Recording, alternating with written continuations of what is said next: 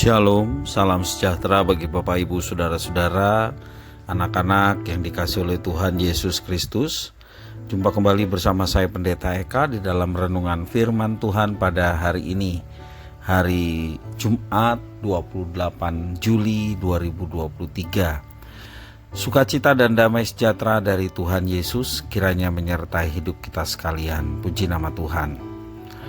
Pembacaan firman Tuhan hari ini sampai pada kitab Injil Markus pasal yang ke-6. Kiranya firman Tuhan memberkati kita sekalian. Baik, sebelum kita akan merenungkan bagian firman Tuhan hari ini, mari kita akan berdoa. Tuhan Allah Bapa di surga, di dalam nama Tuhan Yesus, kami datang padamu mengucapkan syukur terima kasih untuk kasih setia dan pemeliharaan Tuhan atas hidup kami sampai hari ini. Biarlah semua itu menjadikan pengenalan kami akan Tuhan terus ditambah-tambahkan. Dan pengenalan akan Tuhan membawa kami untuk hidup dalam ketaatan akan firman-Mu. Karena itu setiap kali kami membaca, merenungkan, Engkau yang mampukan untuk kami dapat memahaminya. Serta Engkau menolong kami untuk kami dapat menggenapi firman Tuhan dalam hidup kami. Terima kasih Bapa, terpujilah nama-Mu. Demi nama Tuhan Yesus Kristus, kami sudah berdoa dan bersyukur. Haleluya. Amin. Bapak Ibu Saudara-saudara yang dikasihi oleh Tuhan, saya akan membacakan firman Tuhan dalam Markus pasal 6 ayat 14 sampai 29 menjadi landasan renungan kita pada hari ini. Demikian firman Tuhan. Ayat 14, Raja Herodes juga mendengar tentang Yesus, sebab namanya sudah terkenal dan orang mengatakan Yohanes Pembaptis sudah bangkit dari antara orang mati dan itulah sebabnya kuasa-kuasa itu bekerja di dalam dia. Yang lain mengatakan dia itu Elia, yang lain lagi mengatakan dia itu seorang nabi sama seperti nabi-nabi yang dahulu. Waktu Herodes mendengar hal itu ia berkata, "Bukan, dia itu Yohanes yang sudah kupenggal kepalanya dan yang bangkit lagi." Sebab memang Herodeslah yang menyuruh orang menangkap Yohanes dan membelenggunya di penjara berhubung dengan peristiwa Herodias, istri Filipus saudaranya, karena Herodes telah mengambilnya sebagai istri.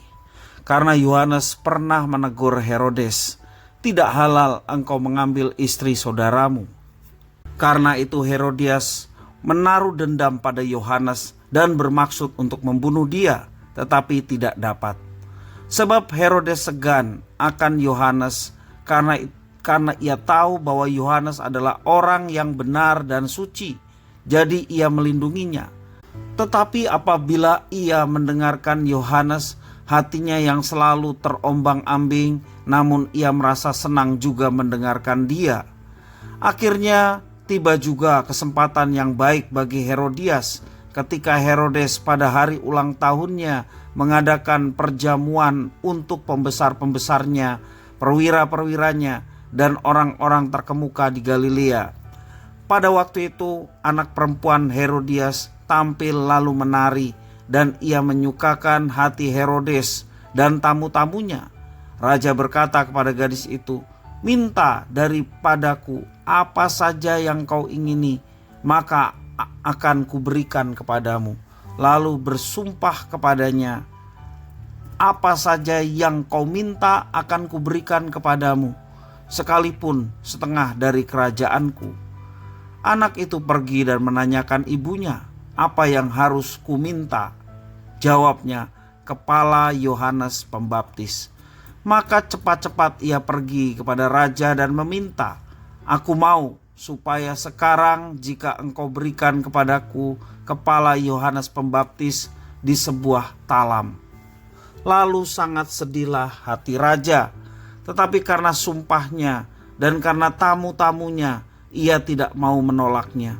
Raja segera menyuruh seorang pengawal dengan perintah supaya mengambil kepala Yohanes. Orang itu pergi dan memenggal kepala Yohanes di penjara.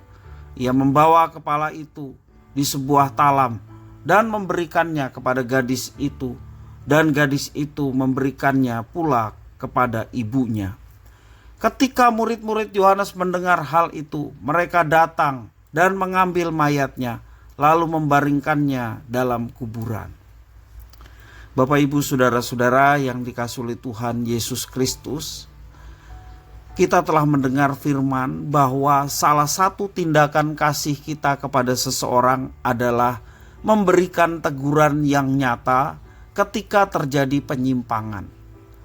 Sementara memilih bersikap diam terhadap kesalahan seseorang mungkin adalah langkah yang membuat kita aman dan jauh dari resiko buruk. Itulah kasih yang tersembunyi. Berani menegur dan menyatakan kebenaran itu mengandung resiko. Kita bisa kehilangan banyak hal ketika kita melakukan hal itu. Apa yang menimpa Yohanes Pembaptis tidak jauh beda dengan apa yang telah dialami para nabi yang hidup sebelumnya. Mereka sama-sama menjadi penyampai pesan Tuhan, menyatakan kebenaran di tengah bangsa yang bengkok hatinya, dan kemudian mengalami akhir hidup yang sama, yakni kehilangan nyawa. Pernyataan Herodes yang menyatakan bahwa Yesus adalah Yohanes Pembaptis yang bangkit kembali seakan memberikan petunjuk nyata tentang harga yang harus dibayar dari pelayanan Yesus dan para muridnya di kemudian hari. Bahwa Yesus akan mati terpaku bagaikan penjahat dan para muridnya pun akan menderita aniaya sebagaimana para pemberita kebenaran, yakni nabi-nabi terdahulu termasuk juga Yohanes Pembaptis.